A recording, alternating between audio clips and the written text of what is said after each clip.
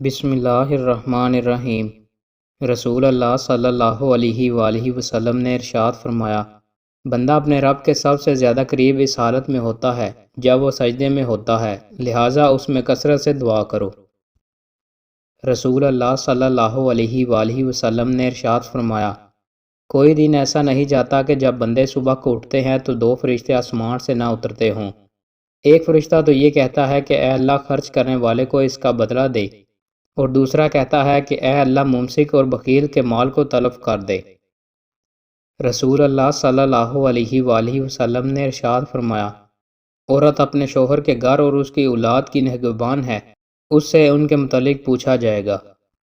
رسول اللہ صلی اللہ علیہ وآلہ وسلم نے ارشاد فرمایا، سجود میں اعتدال رکھو، تم میں سے کوئی شخص اپنے بازو کتے کی طرح نہ بچھائے۔ رسول اللہ صلی اللہ علیہ وآلہ وسلم نے ارشاد فرمایا، شوہر سے زیادہ محبت کرنے والی اور زیادہ بچوں کو جنم دینے والی عورتوں سے شادی کرو، کیونکہ میں تمہاری کثرت کی وجہ سے دیگر امتوں پر فخر کروں گا۔ رسول اللہ صلی اللہ علیہ وآلہ وسلم نے ارشاد فرمایا، میں قیامت کے دن نبیوں کا امام اور قائد ہوں گا، اور مجھے اذن شفاعت ملے گا، لیکن مجھے ان تمام باتوں میں سے کسی پر بھی فخر نہیں ہے۔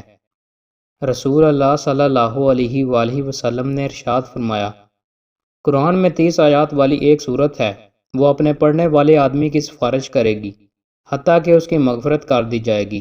وہ سورت تبارک الذی بیدہ الملک سورہ ملک ہے۔ دوستو، مزید اچھی ویڈیوز کے لیے ہمارے چینل کو سبسکرائب لازمی کریں۔ بہت شکریہ۔